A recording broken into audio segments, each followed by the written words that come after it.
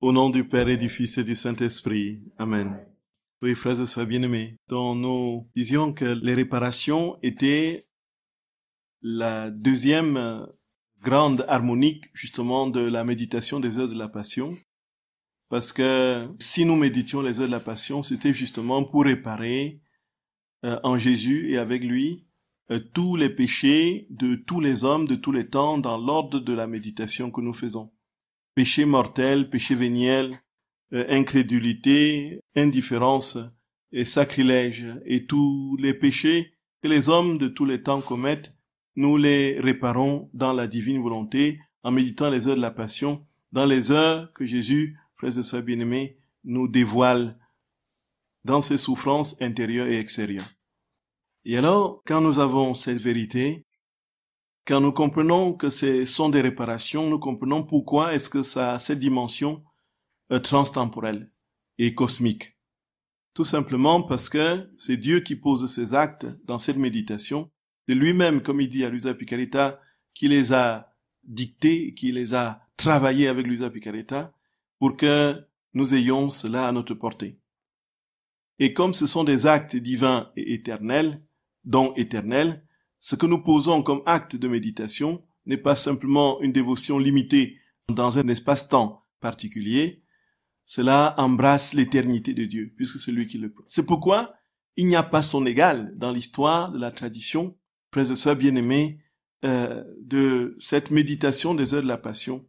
Ce n'est pas à comparer, comme nous l'avons dit, aux autres dévotions qui se rapportent à la Passion de notre très saint Seigneur, que ce soit le chemin de croix, que ce soit les 15 oraisons de Sainte Brigitte, que ce soit d'autres dévotions encore, n'est-ce pas, qui sont en rapport avec la croix de notre Seigneur. Ici, c'est vraiment Dieu qui fait tout en nous et nous établit dans son éternité dans ce que nous faisons. Nous vivons tout dans les moindres détails avec Jésus. Et donc, ces réparations sont infinies à la mesure, justement, des péchés des hommes qui, eux aussi, sont infinis. Et ces réparations sont infinies dans la mesure de l'infinité de Dieu dans ce qui le constitue comme être éternel. Frères et sœurs d'amour, voilà la vérité. Voilà la vérité. Reste maintenant à nous l'approprier et à en vivre. Et nous avons dit que nous avions ici des circonstances atténuantes pour ne pas nous décourager, pour ne pas nous laisser abattre quand la méditation des heures de la Passion devenait un peu fastidieuse, devenait un peu monotone, devenait, de notre point de vue, parce que nous sommes logés dans une humanité incapable d'éternité d'emblée, nous sommes toujours dans l'impatience et dans l'empressement. On veut que ça se termine vite, on regarde les pages qui suivent, combien de pages encore il reste pour terminer cette heure-ci, voyez un peu, et puis on revient, et puis quelques secondes après, on repasse pour vérifier combien de temps il reste encore, combien de pages il reste, voyez. Voilà comment nous méditons nos heures de la Passion. De toute façon, peut-être que vous ne les méditez pas comme ça. Merci de me donner votre secret. C'est comme ça que c'est ce qui m'arrive, vous voyez. C'est ce qui m'arrive. Vous voyez. C'est ce qui m'arrive. Alors, quand j'arrive à la 3e heure d'agonie, la Passion, je lis, regarde la montre, et puis je passe à la page d'après, et puis je feuillette, je vois le nombre de pages qui restent, vous voyez. Est-ce que, voilà, et je continue à lire. Voilà, on a cette lourdeur qui est liée, qui est portée par la pesanteur d'une nature imprégnée de péché et qui est incapable de se réjouir de ce que Dieu fait en nous. Parce qu'elle n'a pas cette sensibilité de la présence de Dieu et du coup sa nature est lourde et le tire vers le bas. Frères et sœurs, nous devrions en principe courir vers la prière, courir vers la méditation des actes de la Passion, courir pour nous prêtres vers l'autel, courir à l'autel, courir au confessionnal. Ça devrait être quelque chose de l'ordre un peu comme on court vers le chocolat, voyez? Ça devrait être du même ordre. Ça devrait être du même, irrésistible. Mais la difficulté, et c'est ce qui est complètement incompréhensible. Et c'est ce qui nous met devant, justement, cette condition de notre nature. Vraiment, depuis que nous sommes sortis de la vie divine, nous avons la claire conscience. Moi, j'ai comme prêtre la claire conscience dans les moindres petits détails de ce qui se passe pendant la messe. Je vois et je connais intellectuellement tout ce qui se déroule pendant la messe, comment le ciel est présent, comment notre très sainte Mère est à mes côtés, comment les anges sont là devant, comment Saint Michel, Archange, Saint Gabriel, Saint Raphaël, tous les esprits célestes sont là prosternés Tous les saints sont là, à genoux et devant l'autel. Je suis imprégné dans une atmosphère céleste. Mais je devrais, en fait, chaque fois qu'il y a messe, courir, bondir et dire le plus rapidement possible. Voyez, on célèbre et on célèbre et on célèbre et on célèbre. Voyez. Il m'est souvent arrivé de me surprendre en train de regarder la montre à l'autel. Voyez. Nous voyons, frères et sœurs bien-aimés, notre nature. Et quand nous avons ces vérités en face, et que nous comprenons du moins, pour ce qui est de notre esprit, que ce qui est en train de se passer, c'est Jésus qui l'a dit et c'est vrai, ça devrait nous encourager davantage à courir. Et donc les méditations des heures de la passion devraient être des petits bonbons, voyez. Bien plus que des petits bonbons, ça, l'air qu'on respire. Mais frères et sœurs d'amour, vous voyez bien que le constat est tout autre. La réalité est tout autre. Et pourtant le Seigneur dit, nous produisons des réparations à l'infini. Nous produisons des réparations à l'infini. Cela veut dire quoi? C'est que nous parcourons l'histoire depuis le commencement. Nous allons dans les actes posés par les grands tyrans, les satanistes, pardonnez-moi le terme, frères et sœurs bien-aimés, tous ceux qui ont travaillé pour que Dieu ne soit pas connu, qu'il soit piétiné, qu'il soit oublié, qu'il soit détruit des consciences. Nous parcourons les actes des péchés de tous les hommes de tous les temps, quels qu'ils soient, les grandes horreurs, des grandes guerres, des génocides dans toutes les époques des civilisations humaines. Et frères et sœurs bien-aimés, nous réparons, nous nous rendons compte de ce qui se passe. Oh Jésus d'amour. Ça veut dire que toutes ces horreurs, toutes ces personnes qui ont commis ces erreurs avaient en réserve dans la vie divine, dans son cœur, des actes divins dont ils ne se sont pas saisis. Et quand nous posons ces actes de réparation dans la divine volonté, pas la méditation des heures de la passion, nous allons, frères et sœurs bien-aimés, rechercher ces actes de ces personnes qui ont commis des erreurs, qui n'ont pas pris, et Jésus, nous retournons à Jésus l'honneur, la gloire, l'amour et l'adoration que ces êtres auraient dû lui donner, et les bénéfices, comme dit Jésus, de toutes ces réparations, de tous ces actes non faits, de tous ces actes suspendus, qui nous sont désormais à notre portée et que nous retournons au Seigneur, tous les bénéfices nous reviennent à nous. Ça veut dire que les milliards d'hommes qui ont posé des actes qui ont été non conformes à la charité et à l'amour, les bénéfices de ce qu'ils auraient pu donner à Dieu comme adoration, comme gloire, comme reviennent à nous. Parce que nous les avons posés, à leur place dans la divine volonté. Simplement parce que nous nous sommes concentrés dans notre chambre, dans un coin, n'est-ce pas, avec le téléphone à côté, et nous avons lu plus ou moins avec concentration, et un peu, les heures avec la bonne volonté d'arriver quand même jusqu'à la fin.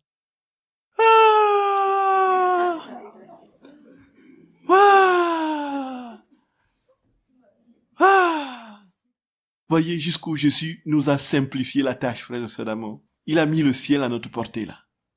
Il nous a mis le ciel à notre portée. Et alors, nous allons, cet après-midi, pour la dernière causerie de la journée, essayer de voir ce que Jésus dit à propos des conséquences de la méditation des heures de la passion.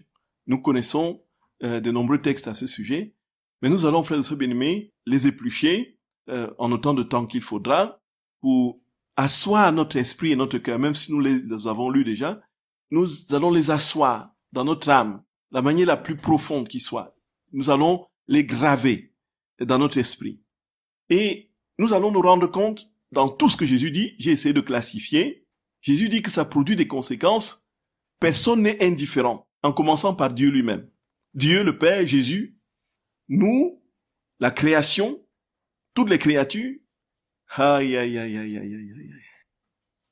Nous avons à notre portée, frères et sœurs bien-aimés, une bombe divine. Elle n'est pas atomique, parce que l'atomique, ça se limite dans le temps, vous voyez. Il y a même certains qui ne peuvent pas être touchés par miracle par la bombe atomique. Mais la bombe divine, atomico-divine. Oui.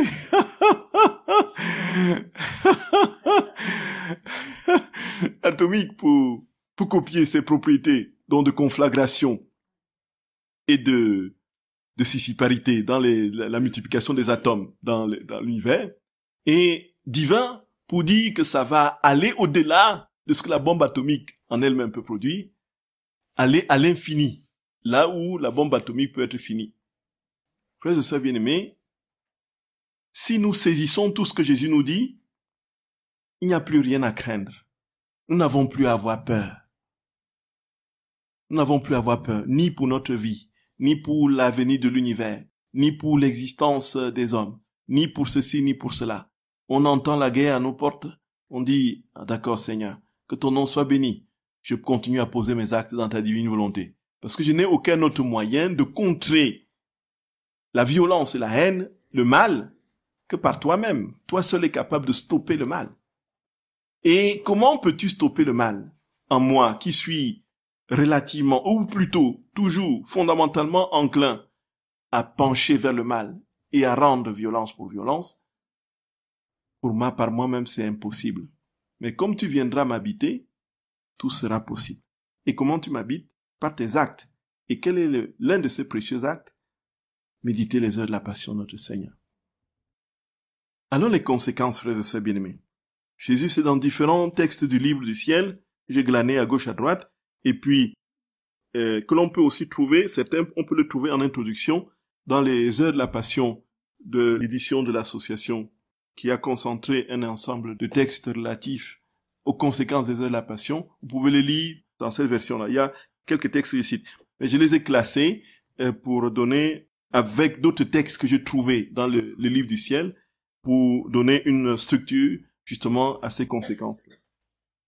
D'abord, Jésus dit que les méditations sont ses œuvres même. Et quand nous commençons à méditer, c'est Jésus en nous qui prend place. Il entre en nous, il prend place, il commence la méditation en nous. Ce que nous sentons du poids de la nature, de l'impatience et du fait que le temps ne passe pas suffisamment vite, c'est notre nature. Mais qui est en train de vouloir lutter contre la réalité de la vie divine qui est en train d'opérer. Alors Jésus dit à Luisa Picaretta au tome 11 du 6 septembre 1913, il lui dit que ces heures, c'est lui qui les a faites et c'est lui qui les médite. Luisa Picaretta dit, je pensais aux heures de la passion et au fait qu'elles sont sans indulgence, ce qui fait que ceux qui les font ne gagnent rien, alors qu'il existe de nombreuses prières enrichies d'indulgence. Avec beaucoup de gentillesse, mon toujours aimable Jésus me dit, ma fille, on peut gagner quelque chose par les prières indulgenciées. Mais les heures de ma passion, qui sont mes propres prières et qui débordent d'amour, viennent du tréfonds de mon cœur.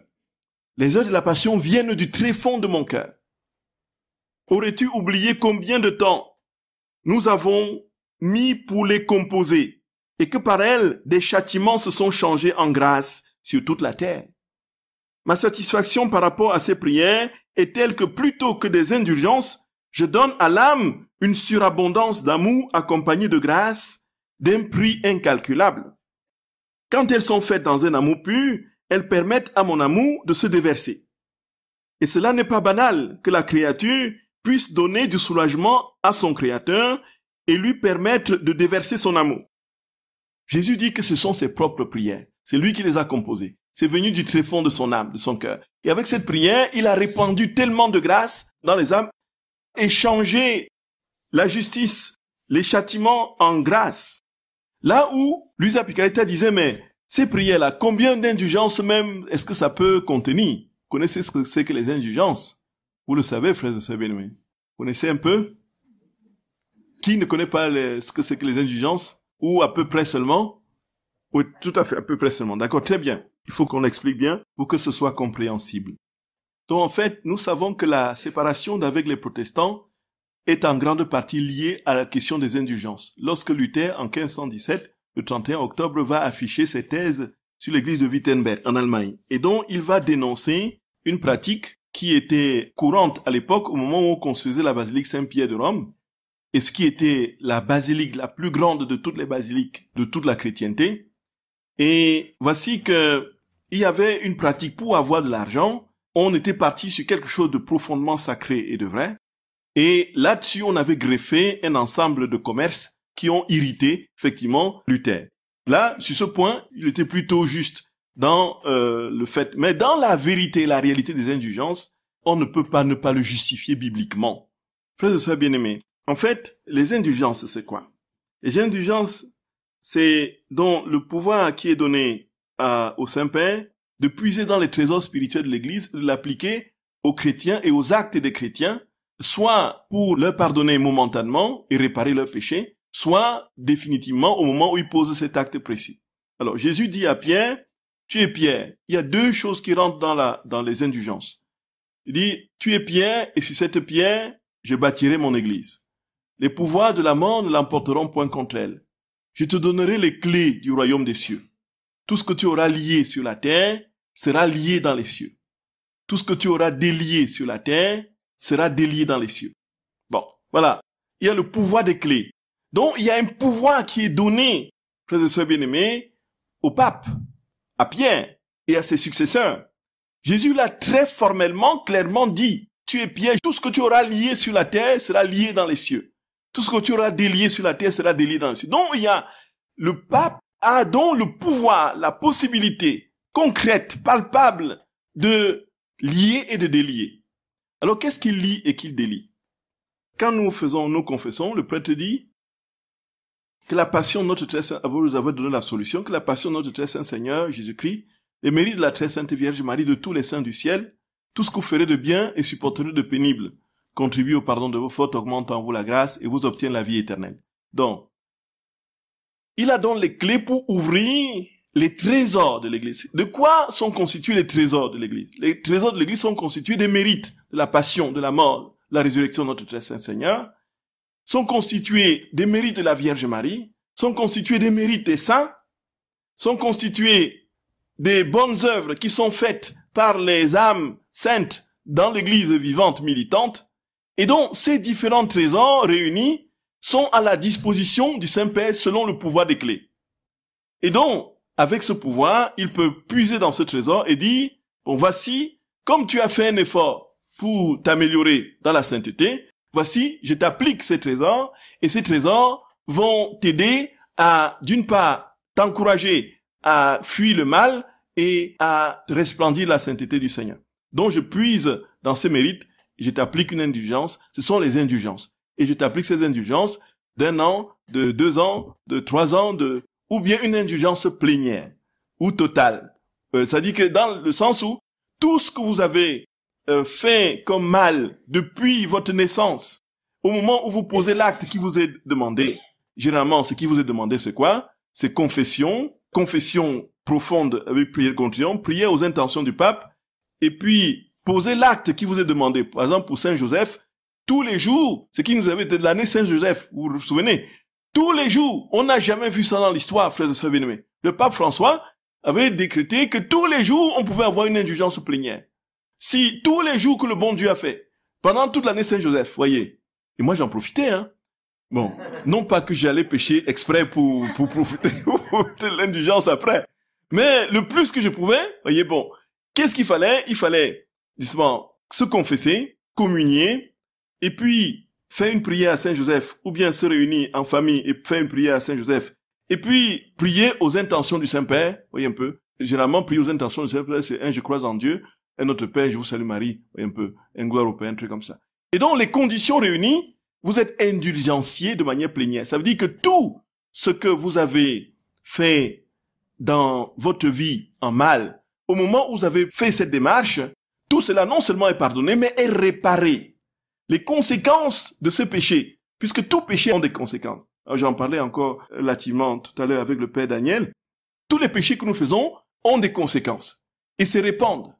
Et donc, l'acte d'indulgence qui vous est appliqué, non seulement stoppe le péché, vous pardonne le péché, mais répare le péché en question.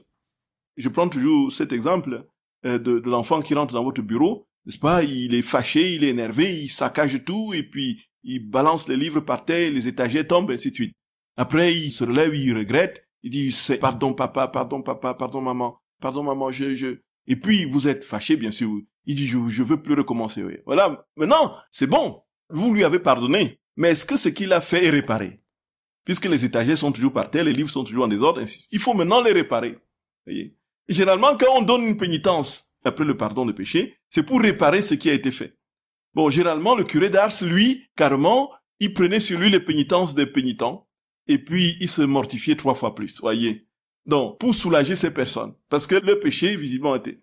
Alors, voici donc, on applique ces indulgences, les indulgences que l'on peut appliquer quand vous avez les anciennes prières, vous verrez sur certaines prières, indulgence de 30 jours, indulgence de 300 jours, indulgence de 3 ans, indulgence ainsi de suite, voyez.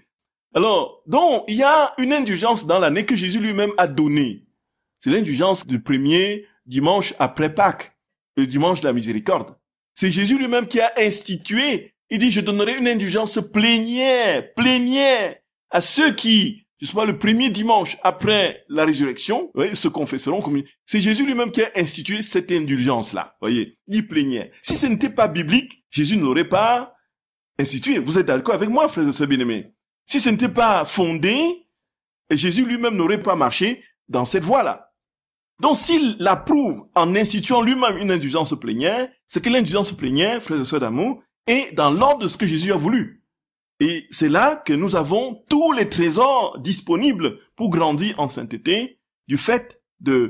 Nous avons l'indulgence de la portion cul, le 2 août, voyez, où Saint François d'Assise va, avec ses frères, aller voir le pape Honorius III pour lui demander: Père, est-ce que tu ne voudrais pas, parce qu'il a vécu dans cette petite chapelle qui est aujourd'hui encastrée dans la basilique Saint-François d'Assise. Notre-Dame des Anges, tout à fait, exactement. La basilique Notre-Dame des Anges, dont la portion cul. La portion cul, c'est la petite chapelle dans laquelle François a vécu des choses extraordinaires avec ses frères. Les anges sont venus chanter dans cette petite église. Notre Seigneur lui est apparu dans cette petite église. Il a voulu mourir dans cette petite église, tout près, tout nu, allongé tout près de cette église. Et puis, il a... Avec tout ce qu'il a vécu comme grâce, il a dit, je vais demander au Seigneur Pape, justement, d'instituer, de permettre que toutes les personnes qui rentreront dans cette petite église obtiennent une indulgence plénière. Et ça, c'était c'était le branle-bas général. Et il est venu en parler au cardinal, à Honorius III, qui était le cardinal Hugolin. Et Honorius III va dire, mais ce n'est ce que tu me demandes, Frère François, ce n'est pas faisable, et il n'y a rien qui nous dispose à donner une indulgence plénière à un fait si anodin. Vous vous rendez compte de ce que c'est qu'une indulgence plénière et tout ça. Et puis, après il dit, mais Seigneur Pape, vous voyez, et donc il a essayé de le convaincre, et le pape finalement a accepté. Et lorsque les cardinaux ont appris, ils ont dit, c'est pas possible. Ils ont secoué le pape, ils ont dit, mais vous vous rendez compte de ce que, et vous, c'est une insulte aux croisés qui vous rendez le fait de visiter une petite église plus importante que d'aller livrer la guerre contre, n'est-ce pas, les infidèles sur la terre sainte. Et puis, puisque les indulgences étaient appliquées plutôt à eux. Et puis, qu'est-ce que vous êtes en train de faire, sa sainteté? C'est très grave. Et donc, sa sainteté, donc, c'est un tout petit peu ravisé. Il a rappelé le frère François, il a dit, bon, oui, cette indulgence plénière vous est accordée. Elle ne sera plus révoquée. C'est ce qu'il avait répondu aux cardinaux. Et puis, mais il sera atténué. Cela vaudra un seul jour dans l'année. Sera non, non, c'est le 2 août. C'est le 2 août. Donc, tous ceux qui se confessent, qui communient, qui prient aux intentions du Saint-Père et qui entrent dans cette petite chapelle de la portion cul le 2 août, ils ont une indulgence plénière. Voyez. Ça veut dire quoi? Ça veut dire que si vous veniez, frères et sœurs d'amour, si les plus grands malfrats, les plus grands brigands se sont convertis quelque temps juste avant, et puis se sont confessés profondément en priant, sont entrés dans cette chapelle, c'est-à-dire que toutes les conséquences de tout ce qu'ils ont commis comme crime et malversation, tous, c'était comme s'ils n'avaient jamais péché de leur vie. C'est-à-dire que lorsqu'ils meurent, en ce moment, tout droit au ciel. Vous voyez, ils sautent, ils vont tout droit au ciel. Mon Dieu! Que là-bas, on peut le faire dans les églises franciscaines. C'est ça, oui. Et là, oui, maintenant, oui, exactement. Et là, maintenant, si on se confesse, si on communie, si on prie aux intentions du Saint-Père, et si on visite une église franciscaine dans le monde, voyez, on obtient aussi la même indulgence que ceux qui rentrent dans la portion cul. Voilà. Vous voyez, frères et sœurs d'amour, vous voyez bien comment les choses sont en train de se faire. Alors, lui a été dans cet esprit. Il dit, mais pour les heures de la passion que nous avons composées, mais quelle indulgence est-ce que ça peut... Il dit, mais ça, les indulgences, oublie ça. C'est ma propre prière, ma chère petite fille. Ça vient du tréfonds de mon cœur. Et là, plus que les indulgences, c'est toute ma vie. Et ça a des effets au-delà des indulgences. Puisque les indulgences, c'est pour la personne qui l'applique, qui le vit, qui vit les conditions. Mais ici, tu fais réparation pour tous les hommes de tous les temps, petit enfant. Tu fais les réparations pour toutes les créatures de tout l'univers. Tu vas même au ciel impacter les saints et tu leur donnes une grâce, un supplément de sainteté, une croissance en sainteté supplémentaire. Jésus dit que il n'y a rien qui peut se comparer. Ça, c'est la première chose. Il dit à Luisa Picaretta, toujours dans le même ordre d'idée, au tome 11, octobre 1914. Il dit, ces heures sont très précieuses, parce qu'elles ne sont rien d'autre que la répétition de ce que j'ai fait au cours de ma vie mortelle, et que je continue de faire dans le très saint sacrement. Quand j'entends ces heures, j'entends ma propre voix, mes propres prières. Gloria, Gloria. Dans l'âme qui fait ces heures, je vois ma volonté voulant le bien de tous et la réparation pour tous, et je me sens attiré à venir habiter en cette âme pour y faire ce qu'elle fait. Oh, comme j'aimerais que dans chaque ville, il y ait au moins une âme qui fasse les heures de ma passion. Je m'entendrai ainsi dans chaque ville, et ma justice si indignée en ces temps serait en partie apaisée. Frères et sœurs bien-aimés, frères et sœurs d'amour, frères et sœurs bien-aimés, frères et sœurs bien-aimés, ça me donne une idée. Si on avait un congrès, comme on est en train de le réfléchir à l'association, des congrès, n'est-ce pas, sur la divine volonté, on a vu par ailleurs sur d'autres cieux des personnes qui lisaient la Bible en continu, voyez, qui vont dans des églises et qui lisent la Bible en continu. Vous êtes d'accord? Vous en avez vu, quoi, voyez, vous en avez entendu. Donc une lecture en continu, les gens se relaient pour lire là, voyez un peu. On pourrait, pendant un temps particulier de grand rassemblement, n'est-ce pas, de la divine volonté et de congrès, frères et sœurs bien-aimés, de festival, si on, peu importe comment on l'intitule, c'est-à-dire avoir des personnes qui se relaient pour lire les heures de la passion, tout le temps de la manifestation, voyez. Lire à haute voix dans un oratoire, voyez un peu ça. Ouah!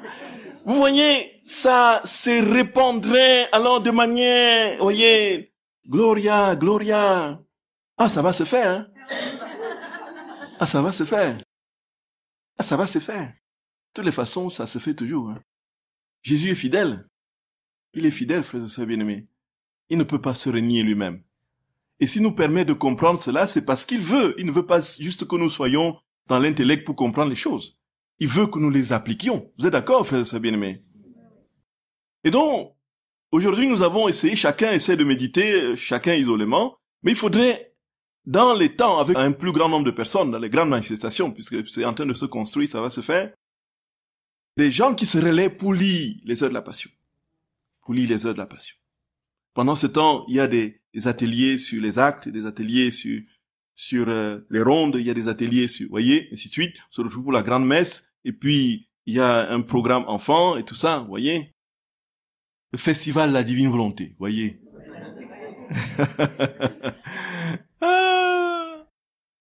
Et ça va se faire. Ça va se faire. Jésus ne commence rien, il n'abandonne pas les choses comme ça, voyez. Nous avons assisté à des miracles sans fin, dans l'association.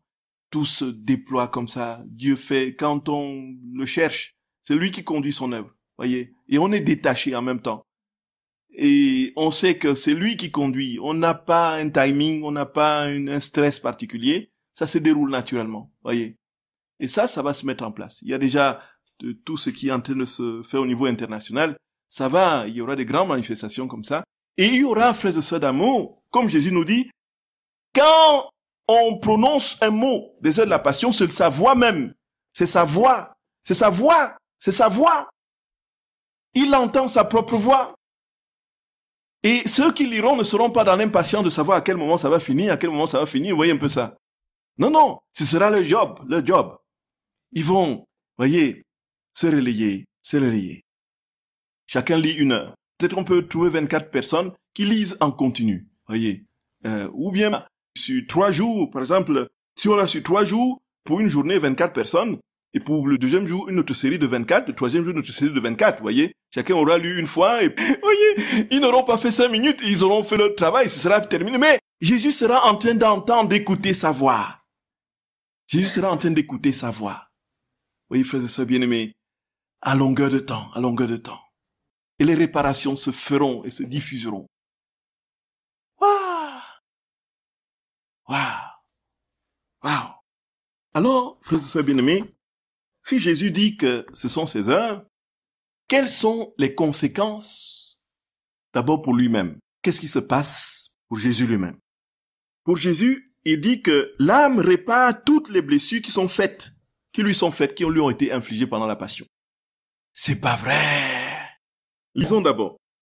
Pendant que, suivant mon habitude, je faisais les heures de la passion, mon aimable Jésus me dit, « Ma fille, le monde renouvelle sans cesse ma passion, et puisque mon immensité enveloppe toutes les créatures, tant intérieurement qu'extérieurement, je suis forcé à leur contact de recevoir clous, épines, coups de fouet, mépris, crachats et tout le reste dont j'étais accablé pendant ma passion, et même plus.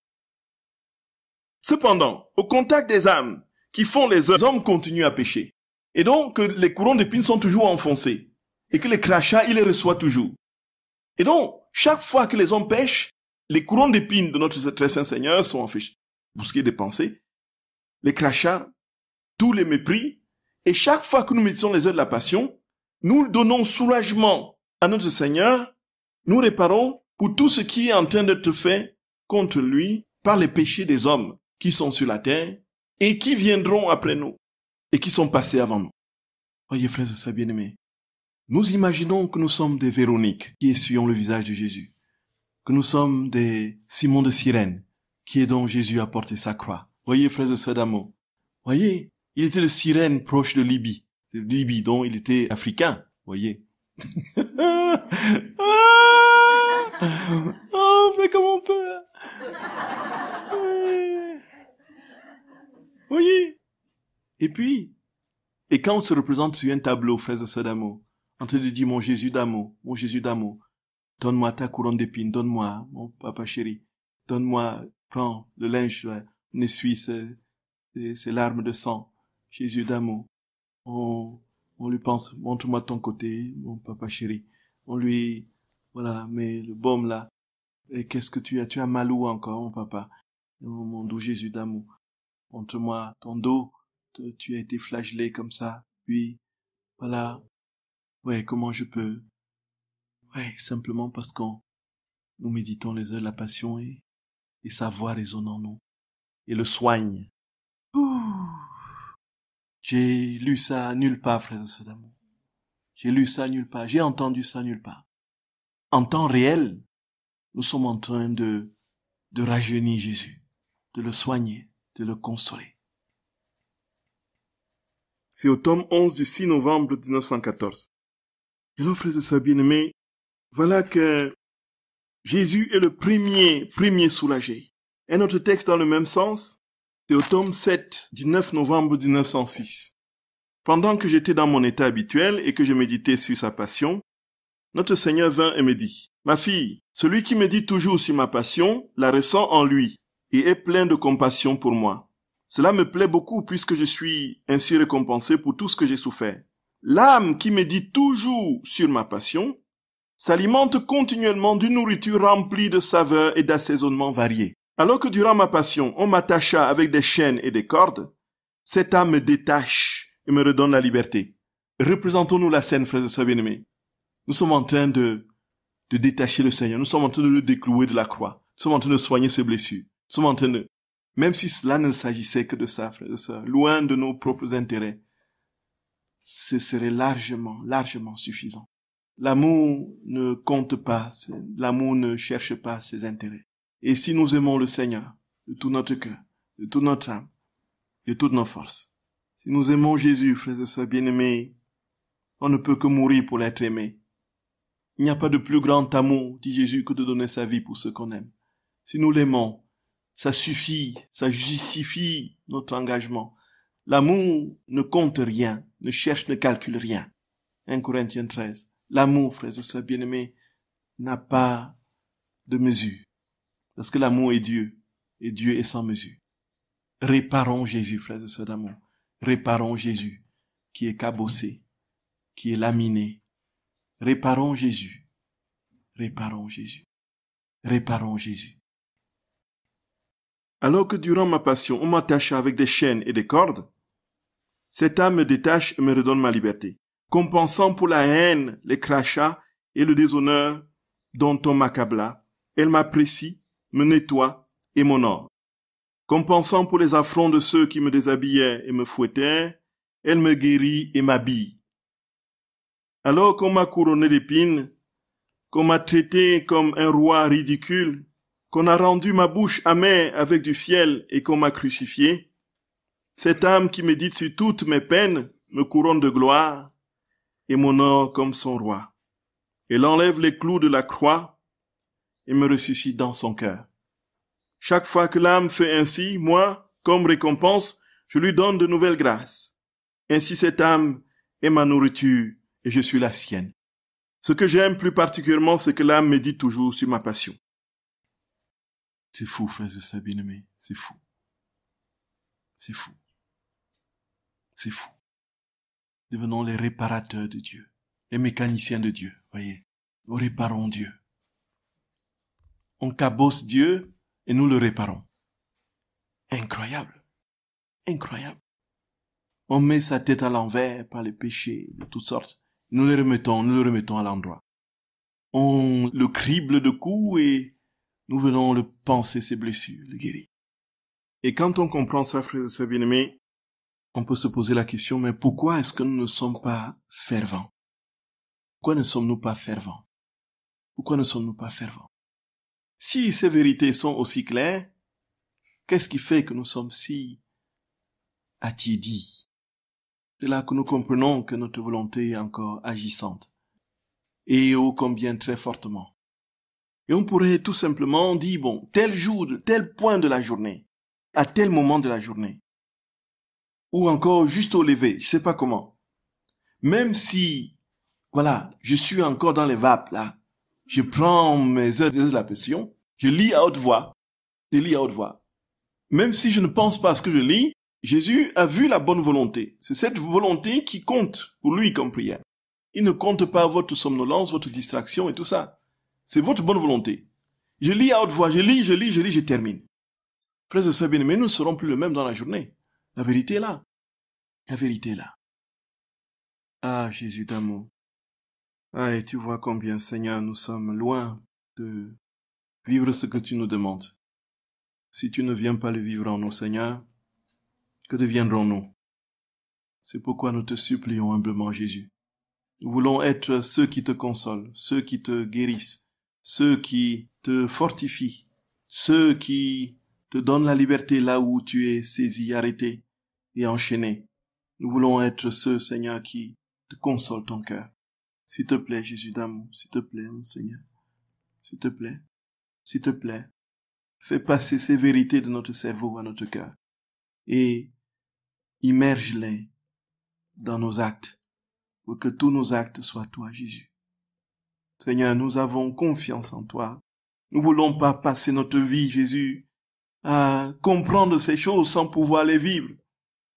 Nous voulons, Seigneur, ô Dieu trois fois saint, t'en supplions humblement, passer un cap dans notre vie spirituelle et entrer dans cet océan d'amour que tu as prévu et que tu nous mets à notre portée.